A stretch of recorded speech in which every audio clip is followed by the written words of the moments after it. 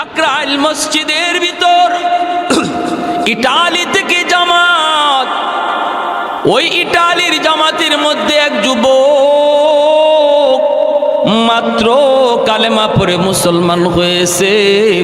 ওই খ্রিস্টান যুবক ছেলেটা একদিন কাকরাইল মসজিদে বয়ান করে আর চোখের পানি জোরে জোরে যুবক কান্দে। যুবক ডাক দিয়ে বলতেছে, ওরে দুনিয়ার মুসলমান, আমি আজ ইসলাম ধর্মের দাওয়াত পেয়েছি, বিদায় মুসলমান হয়েছি, কিন্তু আমার আব্বা ইসলাম ধর্মের দাওয়াত পায় নাই, আমার আম্মা ইসলাম ধর্মের দাওয়াত পায় নাই, বিধায় তারা মুসলমান হতে পারে নাই। আমিও কেমনে মুসলমান হয়েছি? আমি একদিন রাস্তা দিয়ে যাইতেছিলাম, আমি তো দুনিয়ার একটু সুখ শান্তির জন্য, একটু শান্তির জন্য, একটু আরামের জন্য, মনের মধ্যে একটু প্রশান্তির জন্য, অপরাধ জগতের এমন কোনো অপরাধ নাই যেই অপরাধ আমি করি নাই, এমন কোনো গুনাহ নাই যেই গুনাহ আমি করি না। বলুন তো, গুনাহ করলে পড়ে অন্তরে শান্তি বাড়ে না অশান্তি বাড়ে? গুনার বদ আসর হলো একটা গুনাহ করার পর আরেকটা গুনাহ করানোর জন্য শয়তান আপনাকে উদ্বুদ্ধ করবে আর বলবে, তুই এই গুনাহটা করছু, আরেকটা গুনাহ তুই কর, অন্তরের ভিতরে শান্তি পাবি। একটা গুনাহ করার পর আরেকটা গুনাহ শয়তান তারে করায় অন্তরে শান্তি মিলার জন্য, কিন্তু না না, দ্বিতীয় গুনাহটা করার পর তার অশান্তি আগের চেয়ে ডাবল হয়ে যায়, আরেকটা গুনাহ করার পর আবার ডাবল হয়ে যায়। যতবার শান্তি পাওয়ার আশায়, অন্তরে শান্তি পাওয়ার আশায় গুনার কাজ করে বেড়ায়, ততবারই অশান্তি তার ডাবলের ডাবল বেড়ে যায়। যুবক ডাক দিয়ে বলতেছে, মুসলমান, ও আমার মুসলমান ভাইরা রে, আমি মাত্র মুসলমান হয়েছি, আমি কেমনে মুসলমান হলাম? আমি তো একদিন রাস্তা দিয়ে যাইতেছি, হাতের মধ্যে ছিল আমার গানের বাজনা, গিটার ছিল আমার হাতে, আমি তো ইসলাম ধর্ম কি জিনিস বুঝতাম না, জানতাম না। ইটালিতে মুসলমানের একটা জামাত গেছে, দাওয়াত তবলিগের সাথীরা তারা মসজিদে অবস্থান করেছে, বিকালবেলা বের হয়েছে গাছের জন্য। আমি তাদের পাশ দিয়ে যাইতেছিলাম, তখনই আমির সাহেব আমাকে ডাক দিলেন, এ যুবক বইলে তিনি আমাকে ডাক দিলেন। আমি অল্প সময়ের জন্য একটু থামলাম, আমাকে তিনি দাঁড়ানো অবস্থায় কয়েকটা কথা শুধু বললেন, আমরা কোথায় ছিলাম, কোথায় আসলাম, আবার কোথায় যাব, মাঝখানে আমাদের ডিউটি কি? তিনটা কথার ভিতরে আমি টের পাইলাম এতদিন যাবত আমি যেই শান্তির নেশায় ঘুরতেছি রে, এই শান্তির আভাস আমি তিন কথায় পেয়ে গেলাম। আমি ডাক দিয়া বললাম, হুজুর, আমাকে আরো কিছু কথা আপনি শোনান। হুজুর আমাকে বললেন, বাবা যুবক, একটু মসজিদের ভিতরে তুমি আইবানি রে। আমি কথাটা শোনা মাত্রই মসজিদের ভিতরে যায় ঢুকলাম। বয়ান করতেছেন, বয়ান শুনতেছি। এক পর্যায়ে আমার জীবনের সমস্ত ভুলগুলি আমার চোখে ধরা পড়ল, অন্যায়গুলি ধরা পড়ল, অপরাধগুলি সব চোখের সামনে ভাসতে লাগলো। আমি যত গুনাহ করেছি ওই গুনাহগুলি আমার চোখের সামনে ভাসতে লাগলো। আমি আমাকেই তিরস্কার দিতে লাগলাম। এক পর্যায়ে চোখের পানি ভাসাইয়া আমি হুজুরের হাত ধরে বলি, হুজুর, আমি যেই শান্তির আশায় ঘুরতেছি, শান্তি পাই না, সেই শান্তি এখন আমার কলিজায় আমি অনুভব করতেছি। আমাকে আপনি আর দেরি করবেন না, এই মুহূর্তে কালেমা পড়া মুসলমান বানায় দেন। বিবি সাহেব আমাকে ফোন দিল, স্বামী, ও স্বামী কোথায়? আমি বললাম, বিবি, আমি তো মসজিদের ভিতরে। আল্লাহু আকবার জোরে খান। বিবি সেও তো খ্রিস্টান, মসজিদের ভিতরে। স্বামী এই কথা শোনার পর খ্রিস্টান মেয়েটা অবাক হয়ে গেল, ডাক দিয়ে বলতেছে, স্বামী গো তুমি মসজিদের ভিতরে কেন গিয়েছ? যুবক কান্দের বলে, আমি কাঁদতেছি আর বলতেছি, বিবি গ, ও বিবি, আমি সত্য ধর্মের সন্ধান পেয়ে গেছি, আমি সত্য নবীকে পায়া গেছি। আমি এতদিন অন্ধকারে ছিলাম, আমি যে শান্তির আশা দিক দিগন্তে মন যেভাবে চায় সেভাবে দৌড়ায়, শান্তি আমার হৃদয়ে আর পাই না। এই শান্তির সাক্ষাৎ আমি পেয়ে গেছি। আমি শান্তির ধর্ম গ্রহণ করে নিয়েছি। ঘর ধর্মের নাম হলো ইসলাম। এমন এক ধর্ম গ্রহণ করেছি গো বিবি, যেই ধর্মের কালেমার ওজন 7 আসমান 7 জমিনের চেয়েও অনেক ভারী। বিবি সাহেব ডাক দিয়ে বলতেছে, স্বামী গো, ও স্বামী, তাহলে এখন আমি কি করব? স্বামী বলতেছে, বিবি গো, আমিও তোমাকে কালেমার দাওয়াত দিয়ে দিলাম। আমি মুসলমান হয়েছি, হইয়াই আমি তোমাকে সর্বপ্রথম ইসলামের দাওয়াত দিলাম। বিবি বলতেছে, স্বামী গো, আমি ইসলাম ধর্ম গ্রহণ করব, কোনো অসুবিধা নাই, বিন্দু পরিমাণ দেরি করব না। কিন্তু তুমি যে বলেছ ইসলাম ধর্ম, এই ধর্মের কালেমার ওজন 7 আসমান 7 জমিনের চেয়েও অনেক ভারী। এই কথাটা আমাকে একটু বুঝাইতে হবে, আমাকে তুমি এই কথাটা একটু বুঝাইতে হবে।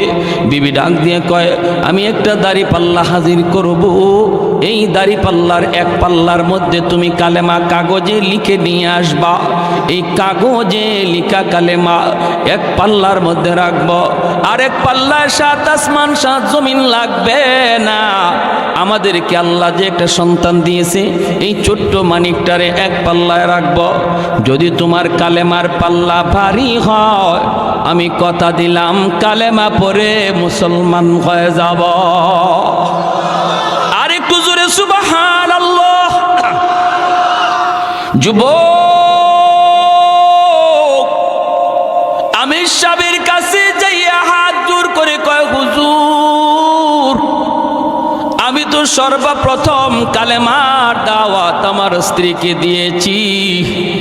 আমার স্ত্রী সে কালেমা গ্রহণ করবে গো, কিন্তু শর্ত যা আরোপ করেছে, এই শর্তের ব্যাপারে আমি কিছু জানি না। হুজুর আপনারা বলেছেন, আমি আপনাদের জবানে শুনেছি, আমার নবীর হাদিস আপনি শুনাইছেন, হাদিসটাই আমি আমার স্ত্রীকে জানায় দিছি। কিন্তু আমার স্ত্রী তো শর্ত লাগায় দিল, সে কালেমা পড়ে মুসলমান হবে, কিন্তু দাড়ি পাল্লার মধ্যে ওজন দিবে। এক পাল্লায় নাকি কালেমার কাগজ, আরেক পাল্লায় আমাদের সন্তান রাখবে। হুজুর এখন আমি কি করব বলেন, পরামর্শ দেন। কাগজের মধ্যে আপনি কালেমা লিখে দেন। এই কাগজের টুকরা নিয়ে আমি বাড়ি যাব, দাড়ি পাল্লায় ওজন হবে। আমি সাহেব তখন চোখের পানি জড়ায় আল্লাহর কাছে হাত উঠে দিছেন। আমি সাহেব হাত উঠে কই, মালিক তোমার কালেমার ওজন কি পরিমাণ, এইটা তো আমরা বুঝি, ইমানদাররা বুঝি, কিন্তু অমুসলিম যারা তারা কেমন করে বুঝবে গো মালিক? হাসরের ময়দানে অমুসলিমরাও দেখবে কালেমার ওজন কি পরিমাণ। রুবামা ইয়াওয়াদুল্লাযীনা কাফারু লাউ কানু মুসলিমিন। আল্লাহ পাক রব্বুল আলামিন বলেন, হাসরের ময়দানে আবু জাহেল, উতবা সাহেবা, ফেরাউন, হামান সবাই চোখের পানি জড়ায় জড়ায় কাঁদবে আর বলবে, হায় রে, যদি দুনিয়াতে কালেমা পড়তাম, যদি আমি দুনিয়াতে কালেমা পড়তাম, আজ আমার গোলাম কালেমার কারণে মুসলমান হইয়া জান্নাতের দিকে যায়, আমি মালিক হইয়া জাহান্নামী হলাম। আবু জাহেল কানবে, বেলাল হাবশী রাদিয়াল্লাহু তাআলা আনহুর মালিক উমাইয়া চোখের পানি জড়ায় জড়ায় কানবে আর কইবে, হায় রে, আমি কেন আবু জাহেলের কথা শুনলাম? আমার গোলাম বেলাল আজকে জান্নাতের মেহমান, আর আমি মালিক হইয়া জাহান্নামী। হায় রে, কেন আমি ঈমান গ্রহণ করলাম না? এই কথাটা হাসরের ময়দানে বেঈমানরা বলবে। হাসরের মাঠে হলো ঈমানের মূল্য বোঝার জায়গা, হাসরের ময়দানে ঈমানের দাম জানার জায়গা। দুনিয়ার জগৎ দুনিয়ার জগৎ হলো আলু পেঁয়াজ রসুনের দাম চিনার জায়গা, হাসরের ময়দান ইমান চিনার জায়গা, ইমানের মূল্য চিনার জায়গা। আমি সাহেব বলতেছি মালিক, দুনিয়াতে তো ইমানের দাম বোঝা যায় না, কারণ দুনিয়াতে ইমানের বাজার বলতে কোনো বাজার নাই। কিন্তু মালিক তুমি যদি চাও দুনিয়াতেও তুমি তোমার কুদরত দেখাইতে পারো, ইমানের দাম তুমি চাইলে দেখাইতে পারো। আল্লাহ আমি তোমার উপরে ইয়াকিন করে কাগজের মধ্যে কালিমা লিখে দিলাম, লেখাটা আমার কাম, বাকি সব তোমার কাম। আর একটু জোরে সুবহানাল্লাহ। চোখের পানি ঝরাইয়া, চোখের পানিটা ফালাইয়া সাদা কাগজের টুকরার মধ্যে আমি সব কালেমা লিখে দেন। লা ইলাহা ইল্লাল্লাহু মুহাম্মাদুর রাসূলুল্লাহ। জোরে সোরে বলি সাল্লাল্লাহু আলাইহি ওয়াসাল্লাম। কালেমার মধ্যে আমার আল্লাহর নাম, কালেমার মধ্যে নবীর নাম, কালেমার মধ্যে আল্লাহর নাম নবীর নাম, দুটোটা নাম আসেনি না নাই? আর একটু জোরে কোন আসেনি না নাই? কেউ যদি খালি কয় লা ইলাহা ইল্লাল্লাহ মুহাম্মাদুর রাসূলুল্লাহ যদি না পড়ে কালেমা হবে? হ্যাঁ, আমাদের সমাজে কিছু রোগ আছে, কিন্তু আছে কিছু রোগ আছে। উত্তরবঙ্গে গেছিলাম, কিছু মসজিদে মুহাম্মাদুর রাসূলুল্লাহ শব্দটা কাইটা দিছে মসজিদের গেইটে, মুহাম্মাদুর রাসূলুল্লাহ সাল্লাল্লাহু আলাইহি ওয়াসাল্লাম। এটা বলে কালেমার অংশ না। কালেমা বলতে শুধু লা ইলাহা ইল্লাল্লাহ। এরা ইমানের বহুত বড় ডাকাত, ঠিক কিনা জোরে খান? বহুত বড় ডাকাত। যারা এই ধরনের কথা বলবে মনে রাখবেন, এ আপনার বন্ধু নয়, আপনার লেবাস পরে আপনার সুরত দইরা আপনার ভিতরে ঢুইকে আসছে ইমান ডাকাতি করার জন্য। বেশি কথা বললে উলামায়ে কেরামের কাছে নিয়ে আসবেন। যদি বলে আপনার নামাজ হয় না, নামাজ এইভাবে দাঁড়াইতে হয়, আপনার রুকু হয় না, রুকু এইভাবে পড়তে হয়, এভাবে পা নিয়ে খাড়াইতে হয়, এভাবে হাত উঠাইতে হয়, এই করতে হয় সেই করতে হয়, জুম্মা এইভাবে পড়তে হয়, জানাজা এইভাবে পড়তে হয়, এই কথা বইলা যারা আপনাদেরকে ভ্রান্ত করার চেষ্টা করবে, যুক্তিতে যাবেন না, তর্কে যাবেন না, বলবেন হাদিস আমি এত বেশি জানি না, কোরআন সম্পর্কে আমি অজ্ঞ। তুমি যদি কোরআন হাদিসের পণ্ডিত হও, চলো হুজুরের কাছে যাই, মুফতি সাহেবের কাছে যাই, মাদ্রাসায় যাই, ইমাম সাহেবের কাছে যাই, দেখবেন তখনই আপনার কাছ থেকে পালাবে। কত বড় ডাকাতি কথা! লা ইলাহা ইল্লাল্লাহ মুহাম্মাদুর রাসূলুল্লাহ, এই কথা না বললে ইমানদার হওয়া যায় না। আর সে বলতেছে, আর তারা বলতেছে কালেমার অংশ শুধু লা ইলাহা ইল্লাল্লাহ মুহাম্মাদুর রাসূলুল্লাহ না। আর তাদের কথায় পইরা উত্তরবঙ্গের কিছু মসজিদের গেইটে যেই কালেমা লেখা ছিল মুহাম্মাদুর রাসূলুল্লাহ সহ, এই অংশটা কাইটা দিছে। আল্লাহ তুমি সহি বুঝদান করো। সবাই বলি আমিন, আরো জোরে বলি আমিন। আমার ভাইয়েরা, বন্ধুরা, যুবক, এই কথা বলতেই আমি সব কাগজের মধ্যে তিনি এই কালেমা লিখে দিলেন। আর যুবককে তিনি ডাক দিয়া বলতেছেন, যুবক, আল্লাহর উপর ভরসা করে তুমি সামনের দিকে আগাও, কাগজের টুকরা নিয়ে তুমি সামনের দিকে যাও। তোমার বিবিকে যায় বলবা কোথায় দাঁড়িয়ে পাল্লা, এক পাল্লার মধ্যে এই কাগজের টুকরা রেখে দিবা, আরেক পাল্লায় তোমরা তোমাদের সন্তানকে রেখে দিবা, বাকিটা করবেন আমার আল্লাহ। করবেন কে? আর একটু জোরে কে? আল্লাহ চাইলে পারেনি না পারে না? এই ক্ষমতা আল্লাহর আসেনি না নাই? লা জিদ্দা ওয়ালা নিদ্দা ওয়ালা হাদ্দা লিমাওলা, লা জিদ্দা ওয়ালা নিদ্দা ওয়ালা হাদ্দা লিমাওলা, আল আনা কামা কানা ওয়ালাম ইয়ালকা জাওয়ালা, আল আনা কামা কানা ওয়ালাম ইয়ালকা জাওয়ালা, লা মিসলা ওয়ালা সাওয়ারা মিসলাম ওয়া নাযীরা, মান ক্বালা সিওয়া যালিকা ক্বাদ ক্বালা মুহালা, মান ক্বালা সিওয়া যালিকা ক্বাদ ক্বালা মুহালা, লা ওয়ালদা ওয়ালা ওয়ালিদা লা আম্মা ওয়া খালা, লা শিবহা ওয়ালা মিসলা ওয়ালা কুফুয়া লিমাওলা। আল্লাহর বান্দা যুবক কাগজের টুকরা নিয়ে বাড়ির দিকে রওনা দিল। দিলটা নরম করে কথাগুলি শুনো রে আল্লাহর বান্দা। এরে যুবক, তোমার মতো একজন যুবকের ঘটনা বলতেছি। দেখো না কত যুবক যৌবনে কবরে চলে গেল, কত যুবক খেলার সাথে আজকে কবরে শুয়ে রইল, লেখাপড়ার সাথে আজকে কবরে চলে গেল। একটু দিলটারে বুঝাও বুঝাও, আর কত গুনার দিকে দৌড়াইবা। তোমার মতো একজন যুবকের ঘটনা বলতেছি। আল্লাহ তারে যৌবনী অলির খাতায় নাম লেখা দিছে। যৌবনকালেই তারে আল্লাহ পাক সঠিক পথে ফিরে আনছে। দিলের ভিতরে কান্না ছিল, দিলের ভিতরে শান্তি পাওয়ার আশা তার ছিল। আল্লাহ পাককে পাওয়ার তালাশ, অন্তরের শান্তি পাওয়ার নেশায় ঘুরতেছে সঠিক পথ যুবক খুঁজতেছে। যুবক, তোমার অন্তরেও যদি আল্লাহ পাওয়ার ইচ্ছা জাগে, তোমার অন্তরেও যদি অন্তরে প্রশান্তি পাওয়ার জন্য ইরাদা থাকে, তুমিও যদি তালাশ করো, আল্লাহ তোমাকে পথ দেখায়া দিবে। ঠিক কিনা জোরে কর। কিন্তু অন্তরের ভিতরে এই তালাশ লাগবে, অন্তরের ভিতরে তলব লাগবে। তলব, অন্তরে যদি তলব থাকে আল্লাহ রাস্তা বের করা দেয়। আর আমি যেই পথে চলতেছি এই পথেই চলি, ঘুরে তাকাই না। ভুল পথে চললাম না সঠিক পথে চললাম কোনো খবর নাই। মানুষ যদি আমাকে জিজ্ঞেস করে কই যাইবা, আমি বলি ঢাকা। একজনে যদি কয় এটা তো ঢাকার কোনো গাড়ি না, এই গাড়িটা হলো চিটাগাং যাওয়ার গাড়ি, এই গাড়ি হলো ময়মনসিংহ যাওয়ার গাড়ি, তুমি ঢাকার গাড়িতে উঠো নাই। যেই যুবক সত্যি সে ঢাকা যাওয়ার ইরাদা করে, গাড়ি থেকে নামবে, ঢাকার গাড়িতে যা উঠবে, গন্তব্যে পৌঁছে যাবে।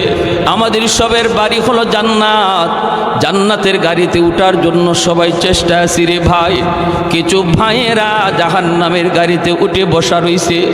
আমি আপনি যা ডাক দিয়া বলতেছি, ভাই এটা জান্নাতে যাওয়ার গাড়ি না, এটা জাহান্নামের গাড়িতে ভুলে উঠে গেছ। কিছু আল্লাহর বান্দা কথাটা শোনার পর গাড়ি থেকে নামে, জান্নাতের গাড়িতে বসে জান্নাতে চলে যায়। আর কিছু মানুষ আছে এমন কয়, না আমি নামবো না, নামবো না, তোমার কথায় আমি নামবো না, আমি কম বুঝি না, আমি ভালো করে বুঝে শুনে গাড়িতে উঠছি, আমাকে বুঝানো লাগবে না। এই বইলে যদি সে গাড়িতে না নামে, গাড়িতেই বসা থাকে, বলুন তো তার ঢাকা যাওয়া হবে নি? আল্লাহর বান্দা ওই যুবক বাড়ির দিকে রওনা দেয়, চোখ দিয়ে দর দর করে পানি পড়ে। আর যুবক কান্দে আর কয়, মালিক আমি তো তোমাকে চিনছি, তোমার সত্য ধর্মের সন্ধানও পেয়েছি, নবীকেও চিনতে পেরেছি গো মালিক, কিন্তু আমি যাকে নিয়ে সংসার করব, আমার বিবি, তারও আমি জান্নাতি বানাইতে চাই, সে তো ভুল গাড়িতে উঠে বসা আছে। আল্লাহ আমি তারে বোঝানো মাত্রই সে যেন গাড়ি থেকে নামে, আমার মতো জান্নাতের গাড়িতে যেন উঠতে পারে। এই বইলা যুবক কান্না করে করে বাড়িতে রওনা দেয়। কাগজের মধ্যে আমার আল্লাহর নাম, কাগজের মধ্যে আমার আপনার নবীর নাম। এই কালেমার কাগজ নিয়ে বাড়ির দিকে যায়, চোখ দিয়া দর দর করে যুবকের পানি পড়ে। আল্লাহ পাকের কুদরতের খেলা শুরু হয়ে গেছে। আল্লাহ পাক কুদরত দেখায় না, দেখায় না, মাঝে মাঝে আল্লাহ দেখায়, ঠিক না? বাড়ির কাছে যে ডাক দেয়, বিবি ও বিবি, কই তোমার দাড়ি পাল্লা, কোথায় আমাদের সন্তান? দাড়ি পাল্লা হাজির করা হয়। বিবি দাড়ি পাল্লা হাজির করে সন্তানটারে কোলে নিয়ে ঘর থেকে বের হয়। যুবকের চোখে পানি, ডাক দিয়ে বলতেছে, বিবি গো কই তোমার দাড়ি পাল্লা, কই এই যে দাড়ি পাল্লা, বসাও এক পাল্লায় আমাদের সন্তান। বিবি সাহেব ডাক দিয়ে কয়, স্বামী গো কই তোমার কালেমার কাগজ? এত ছোট একটা কালেমার কাগজ পকেট থেকে বের কইরা। যুবক কই, এই কাগজের টুকরাটা আমি এক পাল্লায় রাখব। বিবি মুস্কি মুস্কি হাসি আর কই, স্বামী গো তোমার মাথা বুঝি নষ্ট হয়ে গেল? একটা সাধারণ কাগজের টুকরা এক পাল্লায় থাকবে, আরেক পাল্লায় আমাদের সন্তান, কেমন করে তুমি পাল্লা টান দিতে বলো গো স্বামী। স্বামী তখন চোখের পানি জড়ায় কয়ে, বিবি গো, ও বিবি মনে রাখো, আমি কোনো জ্ঞানতেন ধর্ম গ্রহণ করি নাই, আমি যেই মালিকের ধর্ম গ্রহণ করেছি তিনি চাইলে সব সম্ভব হয়ে যায়। আমি কাগজের টুকরা এক পাল্লায় রাখলাম, আরেক পাল্লায় সন্তান বসাও। পাল্লা আমি টান দিব না, আমি টান দিব না, রশি দইরা পাল্লা তুমি নিজে টান দাও। বিবি সাহেব নিজে পাল্লা টান দেয়, পাল্লা টান দেয়। যেই মাত্র পাল্লাটা টান দিয়ে উপরে উঠেছে, আল্লাহু আকবার, আল্লাহু আকবার। কালেমার কাগজের পাল্লা মাটিতেই বসা, উপরে উঠে না, আর বাচ্চার পাল্লাটা হালকা হইয়া উপরে উঠে যা। আর একটু জোরে কন্যা সুবহানাল্লাহ, আল্লাহু আকবার। আল্লাহ চাইলে পারেনি না পারে না? এই ক্ষমতা আল্লাহর আছে না নাই? কাদিরে কুদরত দারি বর কামাল, কাদিরে কুদরত দারি বর কামাল, আনতা রব্বি আনতা হাসবি দুল জালাল, আনতা রব্বি আনতা হাসবি দুল জালাল। এজন্য বলতেছি আমার ভাইরা, আল্লাহ পাক রব্বুল আলামিন এই আয়াতের ভিতরে দুইটা পুরস্কারের ওয়াদা করতে যায়। এক নম্বরই তিনি বলেছেন, নির্বেজাল ইমানের মালিক হও। বেজাল্লা ইমান নিয়া কখনো আমি আল্লাহর পুরস্কার পাবা না। এক নাম্বার শর্ত হলো ইমানরে নির্বেজাল বানাও। আল্লাহ যা পারে মানুষ তা পারে না, নবীও তা পারে না, ওলি আল্লাহ তা পারে না, আব্দুল কাদের জিলানিও তা পারে না, আমার খাজা বাবা দয়াল বাবাও আল্লাহর মতো তা পারে না। এমন বিশ্বাস নিয়ে তুমি নামাজ পড়ো, এমন বিশ্বাস নিয়ে তুমি রোজা রাখো, তাহলে তুমি আল্লাহর কাছ থেকে পুরস্কারের মালিক পাইবা। দুই নম্বর শর্ত হলো, আল্লাহ পাক বলেন, মান আমিলা সালিহাম মিন যাকারিন আও উনসা। দুই নম্বর শর্ত আল্লাহ পাক বলেন, এরে বান্দা, তুমি যদি খাঁটি মুমিন হও, দুই নম্বর হলো তোমার আমলটারে তুমি আমলে সালেহ বানাও, নেক আমলের অধিকারী হও। শুধুমাত্র আমল নয়, নেক আমলের অংশীদার, নেক আমলওয়ালা তুমি হওয়া লাগবে। আমল যদি নেক আমল বানাইতে হয়, প্রতিটা আমল তখনই নেক আমল হয় যখন নবীর তরিকায় করা হয়। নামাজটা আমার তখনই নেক আমল যখন নামাজ আমার নবীর তরিকা মতো আমি আদায় করব। জিকিরটা তখনই নেকামল হবে যখন জিকিরটা নবীর তরিকা মতো করব। রোজা তখনই নেকামল হবে যখন নবীর তরিকা মতো করব। ভাইরা বন্ধুরা মনে রাখবা, ব্যবসাটাও তোমার আমার জীবনের নেকামল যদি ব্যবসাটাও নবীর তরিকায় করতে পারি। বলুন তো নবীর তরিকায় ব্যবসা করার সিস্টেম কি? নবীর তরিকায় ব্যবসা করার তরিকা হলো ব্যবসায় মিথ্যা কথা বলা যাবে। আর একটু জোরে, 1000 টাকা দিয়া কিনছে মাত্র 700 টাকা দিয়া কাস্টমারের কাছে বিক্রি করব। তখন কয় 1000 টাকা দিয়া কিনছে 700 টাকা দিয়া 600 টাকা দিয়া 1000 টাকা বলার কারণে ব্যবসাটা হালাল হলো না হারাম? মিথ্যা বলার কারণে ব্যবসা হারাম। অথচ ব্যবসা করা বহুত বড় সুন্নত। আমার নবী নিজে ব্যবসা করেছেন, সমস্ত নবীগণ ব্যবসা করেছেন। ব্যবসার মধ্যে আল্লাহ পাক 60 ভাগ রিজিক আল্লাহ রেখে দিয়েছে। সুবহানাল্লাহ, 60 ভাগ রিজিক আল্লাহ ব্যবসার মধ্যে রাখছে। এজন্য ব্যবসা করা বহুত বড় সুন্নত। আত-তাজিরু সাদুকুল আমিন, নবী বলেন যারা সত্যবাদী ব্যবসায়ী হয়, সততার সাথে যারা ব্যবসা করে, তারা আমি নবীর সাথে জান্নাতে থাকবে। আল্লাহর বান্দা মিথ্যা কথা বলে না, মাপে কম দেয় না, বেজাল জিনিসকে ভালো জিনিস বইলা বিক্রি করে না। মালের ভিতরে যদি কোনো বেজাল থাকে, বেজালটা দেখায় বেছে, এই যে দেখেন আমার মালে এই ত্রুটি আছে, এই দোষ আছে, এজন্য আমার মালের দাম এত। এই কথাটা বইলা যখন আল্লাহর বান্দা ব্যবসাটা করলো, ফজর থেকে নিয়ে জোহর পর্যন্ত এই তরিকায় ব্যবসা করে, আসরের জোহরের আজান বলে পরে আবার মসজিদে চলে যায়। নবী বলেন, উম্মতের দল, ফজর থেকে জোহর পর্যন্ত তুমি ব্যবসা করলা আমি নবীর সুন্নাত তরিকায়, আর অক্ত মতো তুমি নামাজ পড়ে নিলা। তোমার এই টাইমটা আল্লাহ পাক খালি রাখে না, খালি রাখে না।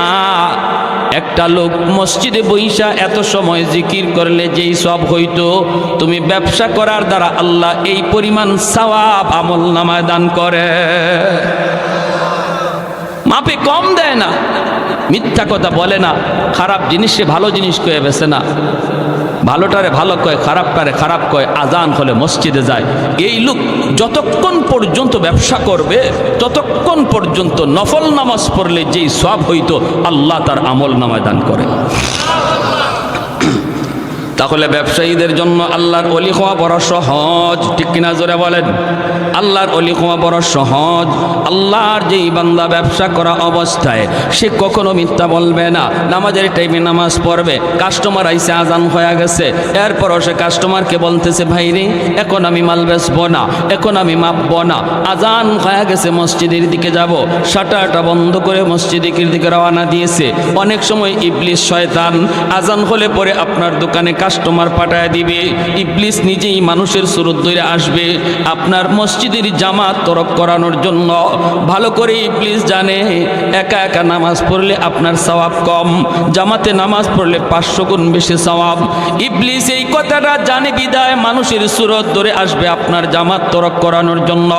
আপনি যদি এই কথার উপরে অটল থাকেন, যত কাস্টমার আসুক আজান হলে আমি ব্যবসা করব না, আপনি চলে যাবেন নামাজ। পুরা টাইম হলো নফল বন্দেগীর সওয়াব। নামাজ পড়ে আসলে পরে আল্লাহ পাক এতটুকু সময়ের ভিতরে যতটুকু ব্যবসা আপনি করতে পারতেন রে আল্লাহর গোলাম, নামাজ পড়ে আসার পরে আল্লাহ এতটুকু বরকত আল্লাহ দিয়া দিবে। ভাইরা আমার, এজন্য বলুন ব্যবসা আমরা সত্য কথা বইলা করবো না মিথ্যা? সত্য কথা বলবো না মিথ্যা?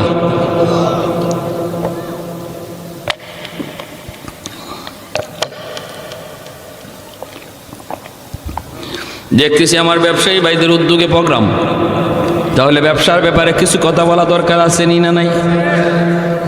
সাবধান, ব্যাংক থেকে লোন নিয়ে কোনো ব্যবসা করা যাবে?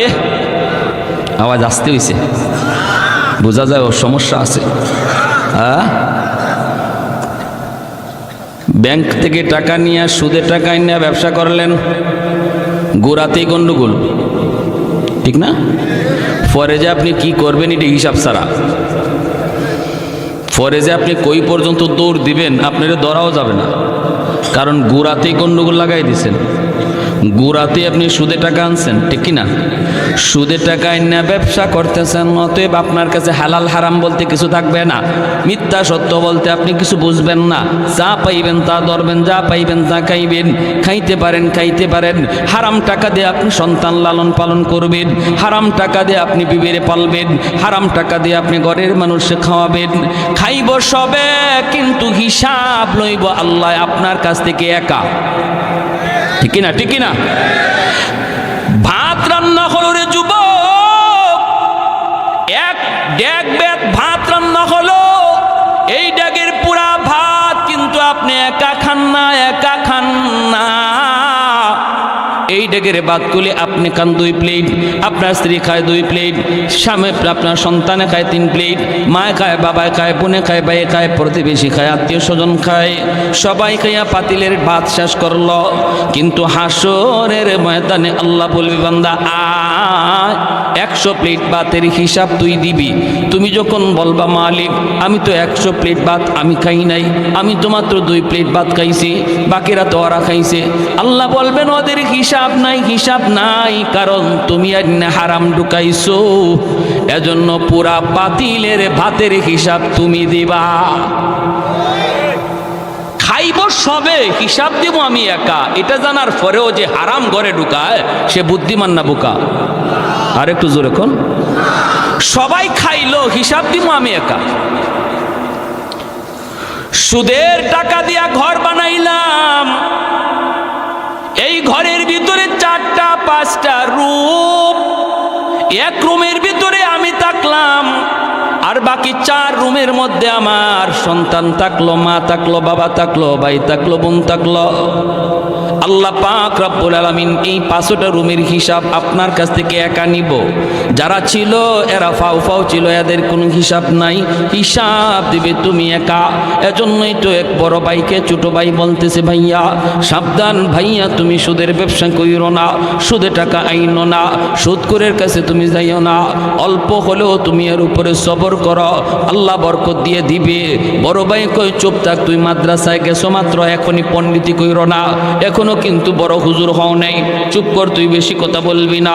ছোট ভাই বলতেছে, ভাইয়া ও ভাইয়া তোমার হিসাব কিন্তু কেউ দিবে না, কেউ দিবে না, হিসাব শুধু তুমি একা একাই দেওয়া লাগবে। বড় ভাই কয় কস কি তুই, আমি কষ্ট করে করে আইনা সবাইরে খাওয়াইলাম, আমার বিপদের সময় কেউ দাঁড়াবে না? কয় না। ভাবিও তোমার বিপদের সময় দাঁড়াবে না, ভাতিজাও তোমার বিপদের সময় দাঁড়াবে না, আব্বাও তোমার বিপদের সময় দাঁড়াবে না, আম্মাও দাঁড়াবে না, আমি তো দাঁড়াইমু না। ওই বড় ভাই কয় কস কি তুই, মাসের মাস তোরে বেতন দিই আমি? কয় যত বেতনই দেও, বিপদে যখন পড়বা আমি নাই। বড় ভাই কয় কস কি, আমার বউ? বলে বউ না। কয় দূর হর, আমি এত কষ্ট করে ফালতেছি, আবার বিপদে দাঁড়াইব না? কত দুনিয়াতে পরীক্ষা করবা? বড় ভাই কয় পরীক্ষা কেমনে করবি? কয় দুনিয়াতেই তুমি বিপদে পড়ে দেখো তোমার পাশে কে দাঁড়ায়। কয় কেমনে বুঝবো? কয় তুমি মরা মানুষের বান্ধবীরা বিছানায় পড়ে যাইও, বাকিটা শুধু খালি শুনবা কে কি কয়। আচ্ছা ঠিক আছে। বড় ভাইরে ছোট ভাই নিয়ে যাইতেছে, বট গাছের তলে যাওয়া মাত্রই বড় ভাই পড়ে গেছে। ছোট ভাই বড় ভাইরে লাশ বানায়া বাড়িতে আইনা কান্না শুরু করছে, আব্বা ও ভাবি ও মা, কি রে কি হয়েছে? কই ভাইয়া মইরা গেছে। কেমনে? কয় জানি না জানি না, বট গাছের তলে যাওয়া মাত্রই দেখা যায় ভাইয়া মাটিতে পড়ে গেছে। ও আব্বা গো কয়ে ছোট ভাই কাঁদতেছে, বড় ভাই মরে গেছে। ভাবি আইসা স্বামীর লাশের পাশে আইসা ভাবি কাঁদতেছে, এইভাবে তার বাতি যাওয়ায় কাঁদতেছে। সবাই তো কান্দে, বাবাও কান্দে, মাও কান্দে। ওই অবস্থায় সে বলতেছে, আব্বা একটু সময় আমাকে দিবানি? কেন? কয় আমি একটু হুজুরের কাছে যাব, মুফতি সাহেবের কাছে, জিন হুজুরের কাছে যাব, যাইয়া হুজুরের কাছে একটু পানি ভরা নিয়ে আসব। আমার মনে হয় ভাইয়ার দম আটকে আছে, এটা মনে হয় কোনো জিন্নাতের কারসাজি, কারণ বট গাছের তলে ঘটনাটা ঘটছে। আমি একটু পানি ভরা নিয়ে আসি, একটা ফু নিয়ে আসি। বাবাই কইতা, বাবা তাড়াতাড়ি যা। ছোট ভাই দৌড় দিছে মাদ্রাসায়। কি আর মাদ্রাসায়, হে তো নিজেই বড় হুজুর। ঘটনা তো হেই ঘটাইছে। কিছু দূর যাইয়াই ফেরত আইছে, আব্বা ফু পায়া গেছি। মুফতি সাহেব হুজুরে এমন এক ফু আমাকে শিখাই দিছে, এমন এক তাবিজ শিখাই দিছে, এমন এক সূরা শিখাই দিছে, আমি খালি ভাইয়ারে ফু দিমু আর সাথে সাথে ভাইয়া জিতা হয়ে যাব। ফু দেওয়া মাত্রই ভাইয়া জিন্দা হয়ে যাবে, জিন্দা, কোনো টেনশন নাই। মুফতি সাহেব কয়ে দিছে। বাবা কইতে তাড়াতাড়ি ফু দে। ছোট ভাই কয়, আব্বা ফু দিমু, তবে ফু দেওয়ার আগে একটা শর্ত কয়া দিছে হুজুরে। কয় কি শর্ত? কয় হুজুর বলছে এই ফুটা ভাইয়ারে দেওয়া মাত্রই ভাইয়া জিন্দা হয়ে দাঁড়ায় যাবে, কিন্তু ভাইয়ার গায়ে ফু দেওয়ার আগে একজন জীবিত মানুষের গায়ে ফু দেওয়া লাগবে। আর জীবিত মানুষটা ফু খাইয়া জীবিত থাকতে পারে, মারাও যাইতে পারে। এরপরে যদি ভাইয়ারে ফু দেই, ভাইয়া 100% জিন্দা হবে, বিন্দু পরিমাণ সন্দেহ নাই। ও আব্বা, আমার ভাইয়া এত কষ্ট করে সংসার চালাইল, রক্ত পানি কইরা হালাল হারাম না বুঝা কত কিছু কইরা তোমাদেরকে খাওয়াইতেছে, পালতেছে ভাইয়ারে জিন্দা করার জন্য। বাবা গ, তোমার শরীরে ফুটা আমি দিমুনি, তোমার গায়ে আমি ফুটা দিমুনি। তুমি ফু খাইয়া বাঁচতেও পারো, জীবিত থাকতে পারো, তবে জীবিত থাকাটার সম্ভাবনাই বেশি, মারা যাওয়ার সম্ভাবনা খুব কম। ভাইয়ারে বাঁচাইতে আব্বা তোমার গায়ে ফুটা আমি দিমুনি। এমনি বাপে কয় রাখ, এর বউরে ডাক দে। বুঝছেন অবস্থা? কি কয়? কয় রাখ। ছোট ভাই আব্বা তুমি যে মরে যাইবা এটা কিন্তু 100% না, সম্ভাবনা আছে, তবে ভাইয়া যে জিতা হইব এটা 100%। আব্বা ভাইয়ার লাগে কি তুমি এই রিক্সটা লইবা না? কয় রাখ রাখ, এর বউরে ডাক দে, আমি রিক্সে যেতে রাজি না। বাপে কি কয়? আমি রিক্সে যেতে রাজি না, বউরে ডাক দে। হে কানে কানে ভাই মরা না জিতা, জোরে কোন না, মরা না জিতা। বাপে যে কইছে আমি রিক্স লইতে রাজি না, এই কথা ভাইয়া শুনছেনি? হ্যাঁ, কানে কানে গিয়া কয় ভাইয়া শূন্য, খালি শুন ভাই তুমি। আর হেও আস্তে আস্তে কয় তুই দেখিস পাখি দেনি কেউ আবার গরম পানি ডালে। কয় না না, এই চিন্তা করো না তুমি, আমি আছি, হয়তো খেয়াল রাখে, আমি সব শুনতেছি। বাবি ডাক দিছে, ও বাবি ভাইয়া ভালো হইব। মুফতি সাহেব হুজুর একটা ফু শিখায় দিছে, যদি ফুটা দেই ভাইয়া সরাসরি ভালো হয়ে যাবে, জিতা হয়ে যাবে, আর মরা থাকবে না। কিন্তু ভাবি গ একটা শর্ত আছে গো ভাবি, এই ফুটা কিন্তু একজন জীবিত মানুষের গায়ে দেওয়া লাগে। জীবিত মানুষ ফুটা খাইয়া মরতেও পারে, জীবিতও থাকতে পারে, তবে মরবার সম্ভাবনা কম, জীবিত থাকার সম্ভাবনাই বেশি। আব্বারে বলছিলাম ভাইয়ারে জীবিত করার জন্য ফুটা গায়ে দিমুনি, বাবা রাজি হয় নাই, তোমাকে ডাক দিতে বলছে। ও ভাবি কত আদর করলো আমার ভাইয়ে গো, ঈদে ঈদে তোমারে শাড়ি কিনা দিল, যখন যা চাইছো তোমারে তা কিনা দেয়, কত স্বর্ণ কত অলংকার কত কিছু করলো, যা আবদার রাখছো সব ভাইয়া তোমারে কিনা দিছে গো ভাবি। এই ভাইয়ার জন্য তুমি কি একটু রিক্স লইবানি? তোমার গায়ে আমি একটা ফুদি মুনি, তুমি যে মরবা এটা শিওর না, জীবিত থাকাটার সম্ভাবনাই বেশি। যেই মাত্র ভাবিনে কইছে ভাবি তোমার গায়ে ফুদি মুনি, এমনি ভাবি কয় রাখ, যেখানে আসো সেখানেই থাক, যে মরছে হে ওই মরুক। বুঝছেন অবস্থা? আর মরা বেটায় মনে মনে কয় খারা আমি জিতা হইয়া লই, আমি জিতা হইয়া লই, মরা বেটা ওই মরুক, বুঝাই মো। খানে খানে গিয়া কয় ভাইয়া শুনছনি? কয় শুনছি সব। বাতিজা মেট্রিক পরীক্ষার সময় মোটর সাইকেল চাইছো, ভাইয়া মোটর সাইকেল কিনা দিছে, আইএ পাস করলে তোমাকে প্রাইভেট কার কিনা দিবে, শর্ত লাগাইছে। কত কিছু তোমারে দিছে, মোবাইল চাইছো মোবাইল, টাচ মোবাইল চাইছো টাচ মোবাইল, মোটর সাইকেল চাইছো মোটর সাইকেল, কত কিছু তোমার আব্বাই তোমারে দিছে রে বাতিজা। এই বাবার জন্য তুমি একটু রিক্স লইবানি, তোমার মায় তো রিক্স লয় না, তোমার দাদা লয় না, তুমি একটু রিক্স লইবানি। এত কষ্ট করে এত কষ্ট করে হালাল হারাম কোনো কিছু না বিচার কইরা তোমাদেরকে পালতেছে, দিতেছে, খাওয়াইতেছে। বাতিজায় তখন কয় চাচা যেখানে আসো সেখানেই তুমি থাকো, আজ থেকে তুমি আমার আব্বা। নাও তখন চাচারই আব্বা ডাকে। এই মরা বেটা হঠাৎ করে জিন্দা হইয়া দিছে দৌড়, এক দৌড়ে মাদ্রাসা গিয়ে ওই বড় হুজুর রেখে, হুজুর মাপ চাই হুজুর, তওবা করান, জীবনে আর সুদের টাকা ঘরে ঢুকাইতাম। আমার আমার বুঝ হয়ে গেছে, বুঝ হয়ে গেছে কার জন্য আমি কি করতেছি। এজন্য আল্লাহ পাক রব্বুল আলামিন কয় বান্দা তুমি যদি ঈমানের সাথে নেক আমল করো রে, এক নাম্বার পুরস্কার হলো হায়াতান তাইয়্যিবা। পুরস্কারগুলি একটু মনোযোগ দিয়ে শুনুন। এক নম্বর পুরস্কার হলো আল্লাহ পাক বলেন দুনিয়ার হায়াতের জীবনে আমি আল্লাহ তোমাকে পবিত্র জীবন দান করব, উত্তম রিজিকের ব্যবস্থা করে দিব, তোমার রিজিকের ভিতরে আমি বরকত দিয়ে দিব। সুদের কাছে যাইবা না, মিথ্যা কথা বইলা ব্যবসা করবা না, কম রুজি হবে, ইনকাম তোমার কম হবে, লাভ তোমার কম হবে, কিন্তু আমি আল্লাহ তোমাকে বরকতের জীবন দান করব। কেমন বরকত? একটা ঘটনা শুনেন।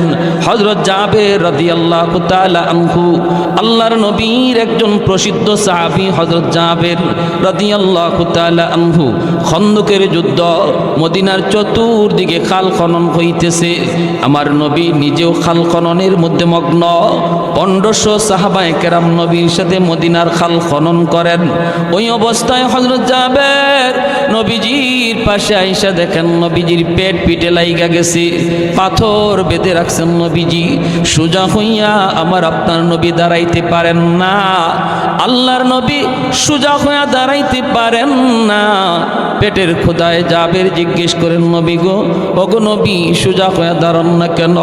নবী বলেন, জাবের আজ 3 দিন হয়ে যায় নবীর পেটে কিছু নাই, আমি ক্ষুধার্ত, পেটে পাথর বেঁধে রেখেছি রে জাবের, এজন্য আমি সোজা হইয়া দাঁড়াই না। সোজা হইয়া দাঁড়াইলে পাথরটা খুলে পড়ে যায়। জাবের এক দৌড়ে বাড়ি চলে গেলেন, যাইয়া বিবিকে বলতেছেন, বিবি, ও বিবি, ঘরে কিছু আসেনি? আমার নবী, রহমতের নবী, পেটের মধ্যে পাথর বেঁধে রেখেছেন, আমার ঘরে যদি খানা থাকে গো বিবি, আর নবীর পেটে যদি পাথর থাকে, জবাব দিতে পারবো না, মালিকের দরবারে জবাব দিতে পারবো না। যেই নবী রহমতের নবী, যেই নবীর উসিলায় আল্লাহ পাক তোমারে আমারে খাওয়াইতেছে, এই নবী যদি না খায়া থাকে আর তুমি আমি খাই, জবাব দিতে পারবো না। বিবি গো, বলো না ঘরে কিছু আসেনি?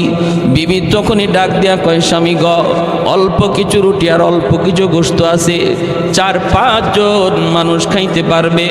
তুমি আল্লাহর নবীকে যা দাওয়াত দাও, দুপুর বেলা নবী যেন আমাদের বাড়িতে দাওয়াত রাখেন। জাবের দৌড় দিয়া নবীজির কাছে চলে গেলেন, যায়া নবীকে ডাক দিয়ে বলতেছে, ইয়া রাসূলুল্লাহ, আজ দুপুর বেলা জাবেরের বাড়িতে আপনার দাওয়াত। দিনের নবী, মায়ার নবী, একা একা দাওয়াত খাইতে যাইতে পারেন না। আমার নবী দরদি নবী, উম্মতের দরদি নবী। হঠাৎ করে নবী উঁচা একটা পাথরের উপরে ওইটা নবী এলান দেওয়া শুরু করলেন, সাহাবীরা রে, যে যেখানে কাজের ভিতরে মগ্ন, আর তোমরা সামনে কাজ বাড়ায়ও না, একটা এলান আমার শোনো। তোমাদের ভাই জাবের আজ দুপুর বেলা তোমাদেরকে দাওয়াত করেছি, অথচ জাবের দাওয়াত দিছেন নবীকে একা, আর সাহাবী সংখ্যা হলো 1500, খানা আছে মাত্র 4 জন 5 জনের খানা, নবী দাওয়াত দিয়া দিছেন 1500। জাবেরের চোখগুলা বড় বড় হয়ে গেল, টেনশনে পড়ে গেলেন, টেনশনে পড়ে গেলেন। স্বাভাবিকভাবেই তো টেনশনে পড়ার কথা, আমি দাওয়াত খাওয়াবো 4 জন 5 জন, যদি খবর পাই আসতেছে 1000, তাহলে দাওয়াত বাড়িওয়ালার অবস্থা কি হবে? বাড়িওয়ালার অবস্থা হবে বাড়ি থেকে বাইকে চলে যাওয়া, ঠিক না? বাড়ি থেকে বাইকে চলে যাওয়া, ঘরে তালা দিয়ে চলে যাবে, আমি খাওয়াবো 4 জন 5 জন, আইতেছে 1000, এখন কি করব? আল্লাহর নবী দাওয়াত দিয়ে দিলেন 1500। জাবেরের চোখগুলা বড় বড় হয়ে গেল, দৌড়ে তিনি বাড়িতে চলে আসলেন। আয়েশা বিবিকে ডাক দিয়ে বলতেছেন, বিবি গো, ও বিবি, সর্বনাশ হয়ে গেছে গো বিবি, তুমি তো আমাকে বলেছিলা নবীকে দাওয়াত দিতাম, আমি তো দাওয়াত দিয়েছি, কিন্তু মায়ার নবী তিনি তো একা একা দাওয়াত খাইতে আসতে পারেন না। নবীজির সাহাবী ছিলেন নবীর সাথে 1500, নবী তো 1500 সাহাবীর দাওয়াত দিয়া দিছি। ও বিবি, এখন বলো কি করি, এখন বলো কি করি? হাই হাই হাই হাই, কত বড় পেরেশানি। কিন্তু হযরত জাবের রাদিয়াল্লাহু তাআলা আনহুর বিবি, তিনি কি পরিমাণ বুদ্ধিমতী নারী ছিলেন, দেখেন কি পরিমাণ ইয়াকিন ছিল তাদের আল্লাহ রসুলের প্রতি।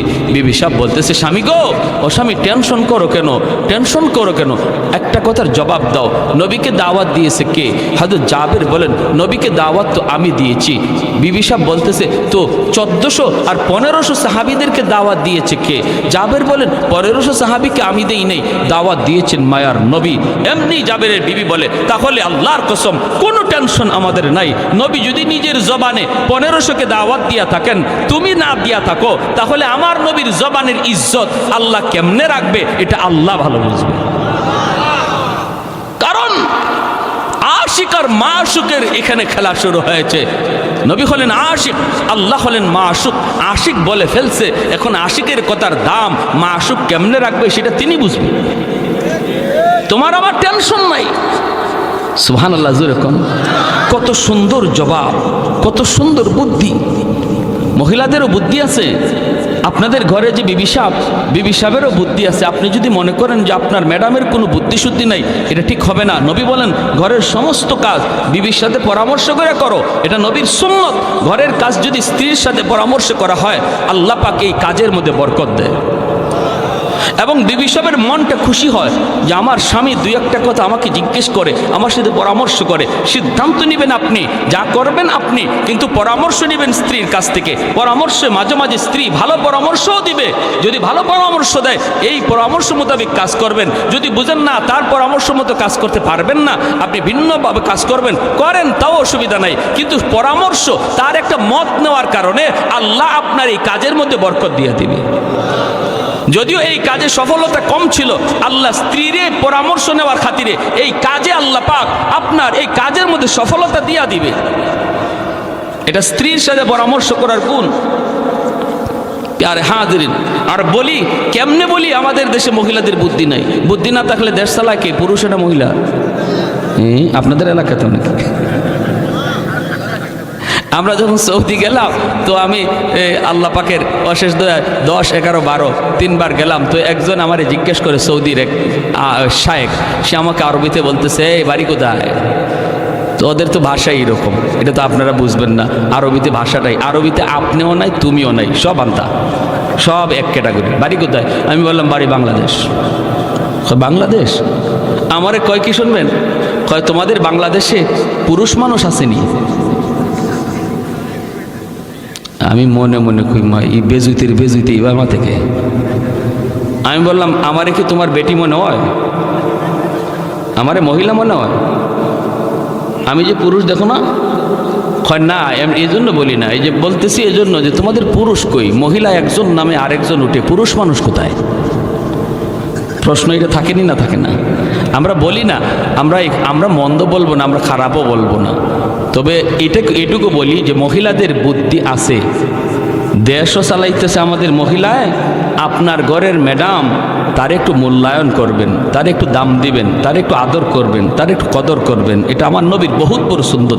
ও আরিফু হুন্না বিল মারুফ, নবী বলেন স্ত্রীদের সাথে ভালো আচরণ করো, স্ত্রীদেরকে মায়ার সুরে ডাক দিও, স্ত্রীদেরকে মায়া করো। মাঝে মাঝে ঘরের কাজ, সব কাজে পরামর্শ নিও। তার পরামর্শ ভালো লাগলে পরামর্শ মতো কাজ করো, সে তার অন্তরটা শান্তি পাবে। দোয়া করবে, আল্লাহ আমার আব্বা আম্মা আমার একটা ভালো জায়গায় বিয়ে দিছে, আমার স্বামী আমাকে মায়া করে, ঘরের কাজকর্ম আমার সাথে পরামর্শ করে। আর যদি আপনি ঘরের কাজ সব একা একা করেন, স্ত্রীকে কিছুই না বলেন, সে কষ্ট পায়। হায় রে, আমারে কোথায় আব্বা আম্মা বিয়ে দিল, আমার ডিউটি শুধু পাক করে, বড় করে উঠতেই দেয় না, আমারে ঘরের সদস্যই মনে করে না, আমারে ঘরের সদস্যই মনে করে না। আপনি স্বামীর কোনো আচরণে স্ত্রী যদি কষ্ট পায় আর এক ফোঁটা চোখের পানি তার মাটিতে পড়ে, এটা আল্লাহর আদালতের ফাইলে জমা হয় এবং এই মামলা বড় জটিল মামলা। হাসরের মাঠে বহু স্বামী স্ত্রীর মামলায় আল্লাহর আদালতে ধরা খেয়ে যাবে। স্ত্রীর চোখের পানির ফুটার মামলা। স্ত্রী যদি বলে, আল্লাহ আমি দুর্বল ছিলাম, ঘরে আমার পক্ষে কেউ ছিল না, আল্লাহ আমার উপরে জুলুম হতো, আমার উপরে নির্যাতন হতো, মানসিক টর্চার, শারীরিক টর্চার আমার উপরে হতো, এই মামলা যেই স্বামীর উপরে থাকবে সে আল্লাহর আদালতে মাপ পাবে না। এজন্য আল্লাহর দোহাই, হযরত জাবের রাদিয়াল্লাহু তাআলা আনহু, ওনার স্ত্রী কেমন বুদ্ধিমতী নারী, তিনি বলেন টেনশন নাই, যাও আল্লাহর নবীকে নিয়ে আসো। যেরকম সুবহানাল্লাহ। হযরত জাবের আল্লাহর নবীর কাছে চলে আসলেন, এসে ডাক দিয়া বলেন, ইয়া রাসূলুল্লাহ, ওগো নবীজি আপনার সাহাবীরা কোথায় গো নবী, চলুন। আল্লাহর নবী সাহাবীদেরকে নিয়ে চলতে শুরু করলেন। জাবের নবীজির পাশে আসেন না, একটু দূরে দূরে থাকতেছেন। টেনশন হবেই তো টেনশন, কারণ টেনশন করার বিষয়। যদিও তার স্ত্রী তাকে সান্ত্বনা দিয়েছেন, কিন্তু সামনের সময়টা কেমন হয় রে, কেমন হয়। দাওয়াত খাওয়াইতে বসাইলে পর খানা থাকবে কি না, নবী খানা পাবে কি পাবে না, আমি নবীকে আগে খাওয়াবো নাকি পরে খাওয়াবো, আমি যদিও আগে খাওয়াইতে চাই আমার নবী আগে খাবে কি খাবে না। যদি সাহাবীরা আগে খায়, নবী তো খানা পাবে না। জাবেরের বহুত বড় টেনশন মাথার মধ্যে কাজ করতেছি। ওই অবস্থায় নবী তাকে তাকায় দেখেন জাবের টেনশনে তার চেহারাটা একদম বিমর্ষ হয়ে গেছে। নবী ডাক দিয়া বলেন, জাবের আমি নবীর কাছে আসো। নবী ডাক দিয়া কাছে আনলেন, আইনেই নবী কানে কানে ডাক দিয়া বলেন, জাবের রে টেনশন করো না, আমার আল্লাহ জানায় দিছে আজ তোমাদের অল্প খানার ভিতরে আল্লাহ বহু রকমের বরকত দিয়া দিবে। এ যাবে আমি নবী নিজের থেকে কিছু বলি না রে, আমি তো আমার আল্লাহর কাছ থেকে ইশারা পায়া বলছি। যদিও তোমাদের খানা কম, কিন্তু এই কম খানার ভিতরে আল্লাহ পাক অনেক অনেক বেশি বরকত দিয়া দিবে, টেনশন করো না। জাবেরের মনটা খুশি হয়ে গেল। আল্লাহ নবীকে নিয়ে জাবের নাতনিদের বাড়িতে হাজির হয়ে গেলেন। মায়ার নবী তখন ডাক দিয়া বলেন, জাবের কই তোমার রুটির পাতিল, গোশতের পাতিল আমি নবীর কাছে আনো। জাবের যখন গোশতের পাতিল রুটির পাতিল নবীর কাছে আনলেন, নবীজি তখন গোশতের পাতিলের ডাকনা সরাইয়া রুটির পাতিলের ডাকনা সরাইয়া মুখের একটু পবিত্র লব লাগাইয়া দিলেন, আর ডাকনাটা নবী নিজের হাতেই লাগাইয়া দিলেন। এরপরে নবী ডাক দিয়া বলেন, জাবের ও জাবের শুধু রুটি নিবা আর নিবা, গোশত শুধু নিবা আর নিবা, কখনো ডাকনা উঠায়া তুমি দেখবা না কি পরিমাণ রুটি আর গোশত এখনো বাকি আছে। একবারও তুমি ডাকনা উঠাইবা না, উঠাইবা না রে জাবের, শুধু তুমি নিবা দেখবা না। এই বইলা জাবের যেই মাত্র নবীকে বললেন, নবী গো আমার আব্বা আম্মা আপনার উপরে কুরবান, আপনি একটু বসেন গো নবী, আপনি প্রথম চান্সে বসে যান, কারণ আমি আপনাকে দাওয়াত খাওয়ানোর জন্য আয়োজন করেছি। ওগো নবীজি আপনি আগে বসুন। কিন্তু মায়ার নবী বলে, জাবের আমাকে নিয়ে তুমি টেনশন করো না, আজ আমি তোমার বাড়ির মেহমান নই, তোমার বাড়ির মেহমান হলো আমার ১৫০০ সাহাবী। আমি হলাম আজকে মেজবান, আমি হলাম তোমার মতো বাড়িওয়ালা। আমি খানা খাওয়াবো আর আমার সাহাবীরা খানা খাবে, সবাই খাওয়ার পর যা থাকবে তুমি আর আমি খাবো। এতে করে জাবের টেনশন কমলো না আরো বাড়লো, কমলো না বাড়লো আর বাড়লো। হায়রে নবী কি বলে, মাত্র 4 জনের খানা, খানা খাইবে ১৫০০ সাহাবীরা খানা খাওয়ার পরে যা থাকবে, এরপরে নবী নাকি খানা খাবে। হায় খানা থাকবে কি থাকবে না টেনশন। এই অবস্থায় নবীজি বলেন, যাবে আমার 500 সাহাবীরে তুমি বসায় দাও। 500 সাহাবীরে বসায় দেওয়া হলো। আল্লাহর নবী তিনি মাসকাট নিয়ে হাঁটেন, আর নবী বলেন, যাবেন এই জায়গায় আরো রুটি দাও, এখানে আরো গোশত দাও, এখানে আরো গোশত দাও, আরো রুটি দাও। এইভাবে নবীজি একজন একজন করে দেখেন, আর জাবেরকে বলেন দেওয়ার জন্য। জাবের তিনি দিতেছেন আর নবী দেখতেছেন। এ ভাইরা দেখতে দেখতে দেখতে দেখতে 1500 সাহাবীর খানা শেষ হয়ে গেল। 1500 সাহাবী 3 বারে 500 কইরা বসানো হলো। একবারও আমার নবী বসেন নাই। জোরে কোন সুবহানাল্লাহ। নবী প্রতিবার ডাক দিয়া বলেন, যাবের সব শেষে আমি খানা খাবো, যা থাকবে তুমি আর আমি খাবো, তুমি আর আমি খাবো, তুমি ডাকনা উঠায়ও না, শুধু খানা নিতে থাকবা, খানা নিতে থাকবা, নিতে থাকবা। ভাইয়েরা বন্ধুরা, 1500 সাহাবী খানা খাওয়ার পর জাবের টেনশনে পড়ে গেলেন। হায়রে এখন তো আমি আর নবী বাকি, জানি না পাতিলের মধ্যে গোশত আসেনি না নাই। যদি পাতিলের মধ্যে গোশত না থাকে, আমার নবীর জন্য আমার যে কোনো মূল্যে খানা পাকাইতে হবে। হায়রে জানি না আসেনি না নাই। জাবের মনের মধ্যে আর তিনি ধৈর্য ধরতে পারলেন না, দৌড় দিলেন পাতিলের দিকে দেখার জন্য। গোশতের পাতিলের দিকে দৌড়। নবীজি টের পাইলেন জাবের দৌড়াইতেছে পাতিলে গোশত আছে না নাই দেখার জন্য। নবী ডাক দিয়া কই, জাবের খবরদার ঢাকনা উঠাইও না। কিন্তু জাবের আর বাধা মানলেন না, তিনি যাইয়া ঢাকনাটা উঠায় ফেললেন। ঢাকনা উঠা জাবের দেখেন শুরুতে যেই পরিমাণ গোশত ছিল গোশত এখনো আছে, এক জাররা পরিমাণ কমে না। গোশত কমে নাই, রুটিও কমে নাই।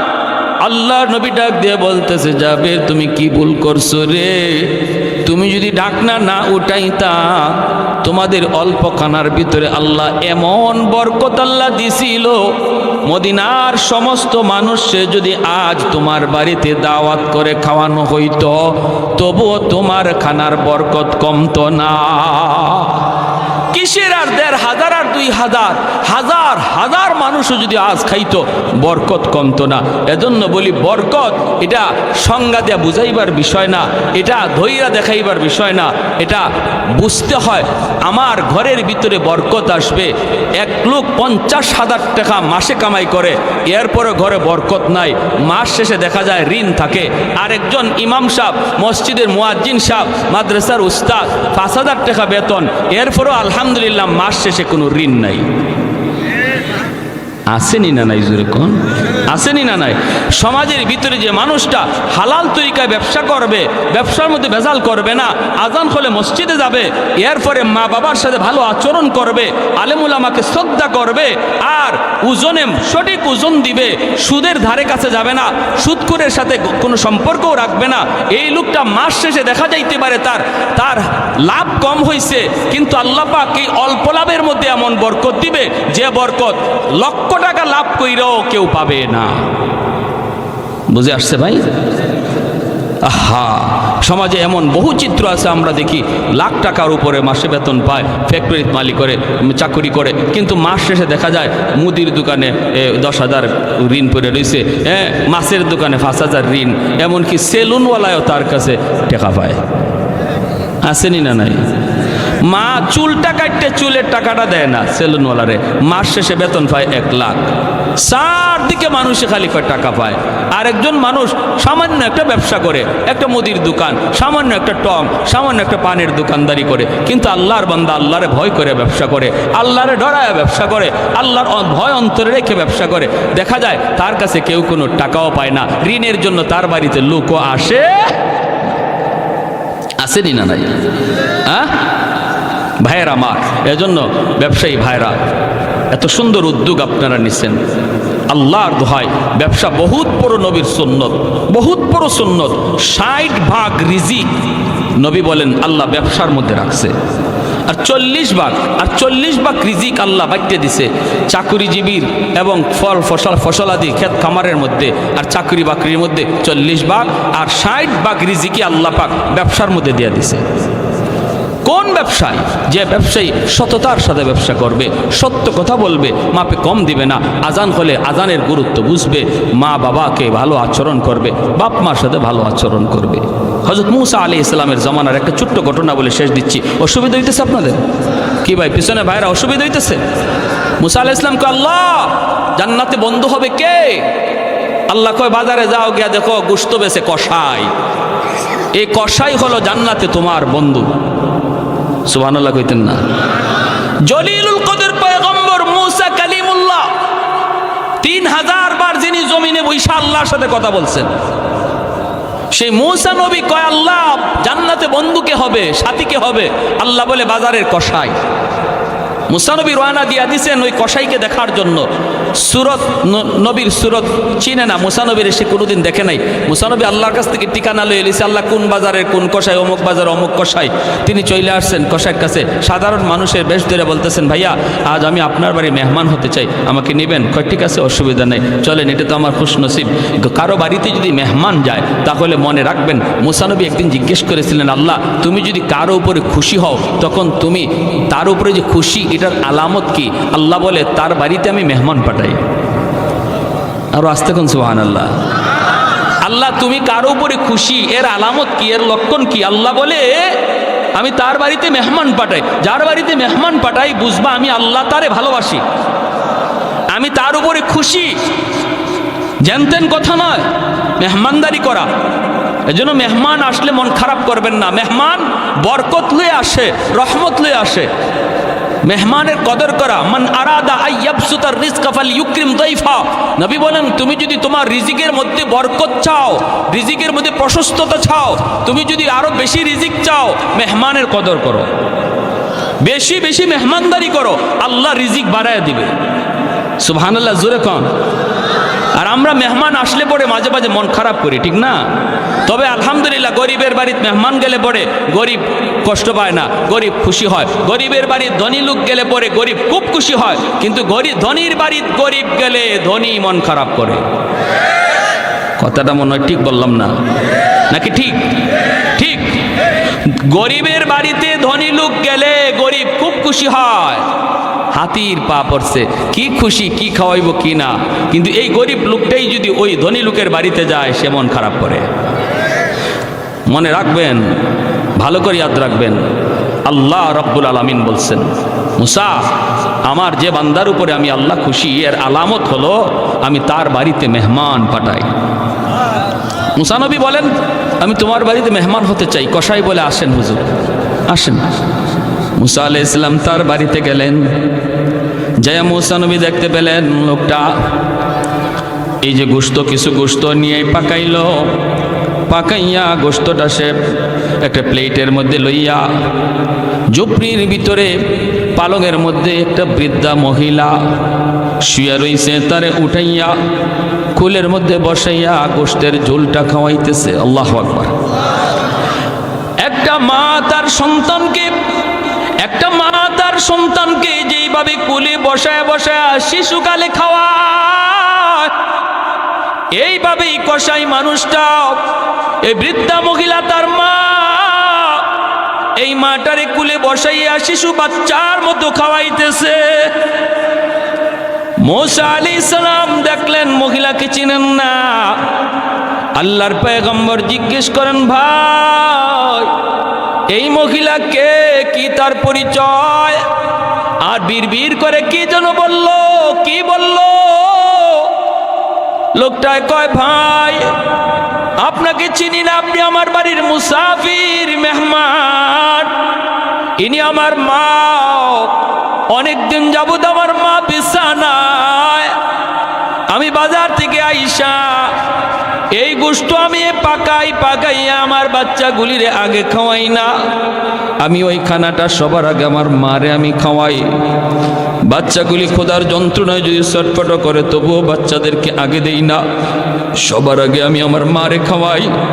মারে খাওয়ানোর পর যেই খানাটা থাকে সেটা আমি আমার বাচ্চাদেরকে দেই। কই বুঝলাম তো, কিন্তু ইনি কি দোয়া করলেন? কয় আমার মা প্রতিদিন খানা খাওয়ানোর সময় দুইটা দোয়া করে, আল্লাহ আমার সন্তান রে দুনিয়াতে তুমি রিজিকের ভিতরে বরকত দিও। আর একটা দোয়া করে, আল্লাহ আমার এই সন্তানকে জান্নাতে মুসা নবীর বন্ধু বানায় দিও।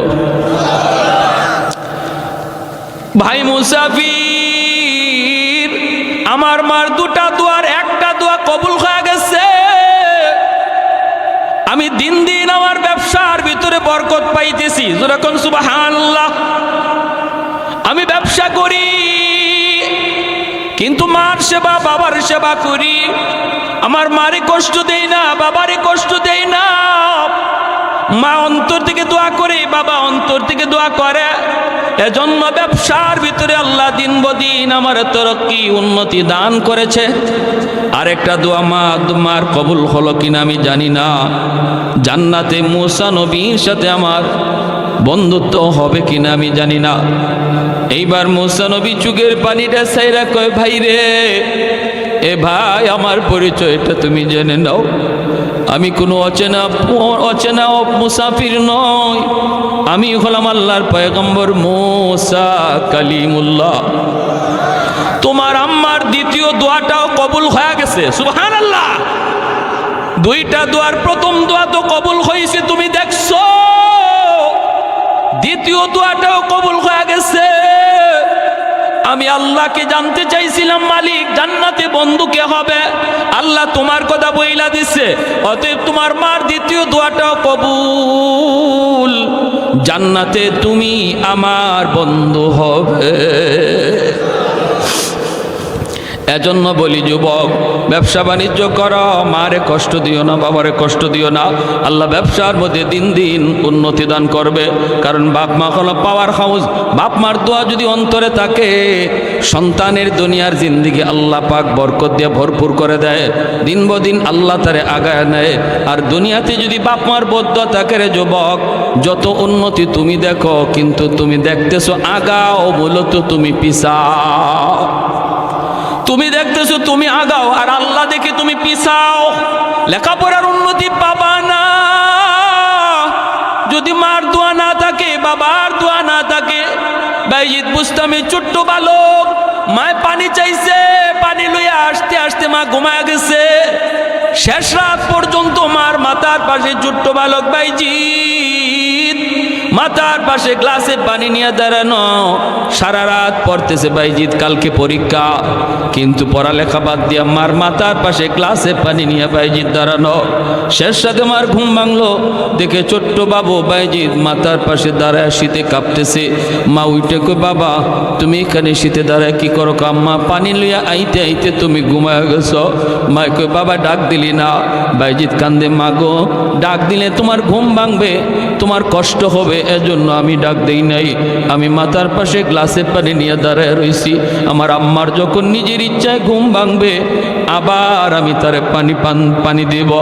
সাথে সাথে মা টান দিয়ে বুকে জড়ায়া হাত দুইটা বাড়ায় দিছে। আল্লাহ, আমার এত ছোট বাচ্চা এতটা মায়ের খেয়াল রাখলো, আমি মায়ের এতটা খেয়াল রাখলো। আল্লাহ, তোমার দরবারে হাত দুইটা বাড়াইছি, আমার বাইজিদরে দেওয়ার মতো আমি মার হাতে কিছুই নাই, আছে শুধু দুইটা হাত। তোমার দরবারে দুইটা হাত বাড়াইলাম। জগতের ওলি বানাইলে আমি মা খুশি না, সমস্ত ওলিদের সর্দার বানায় দিও। সাথে সাথে আল্লাহ কবুল করে নিছে। খালি অলি না, জগতের সর্দার বানাই দিছে, অলিদের সর্দার। এজন্য যুবক, পড়ালেখায় যদি উন্নতি চাও, মার কথা মাইনা চলল, বাবার কথা মাইনা চলল।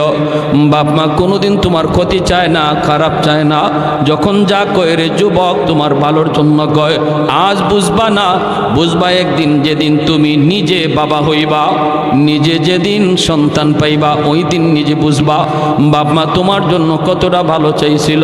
এজন্য বলি, আমার ব্যবসায়ী ভাইরা, ব্যবসা করেন আমার নবীর সুন্নত তরিকায়। আর ব্যবসা করা অবস্থায় নামাজের যেন কোনো ত্রুটি না হয়। যদি নামাজের জামাতটা তরক হইয়াও যায়, অনুরোধ করে বলবো, আল্লাহর বান্দা টাইম মতো আবার অজু কইরা তুমি তোমার দোকানের মধ্যেই নামাজটা আদায় করে নাও। যদি তুমি এইভাবে আদায় করো আর এইভাবে মানো, পুরা ব্যবসার টাইমটাও আল্লাহ নেক আমলের ভিতরে গণ্য করে। তোমার দুনিয়ার পুরস্কার হলো পবিত্র জীবন, শান্তির জীবন, বরকতের জীবন আল্লাহ তোমাকে দান করবে। আর পরকালের জীবনের পুরস্কার হলো আল্লাহ তোমাকে জান্নাতের মেহমান বানাবে।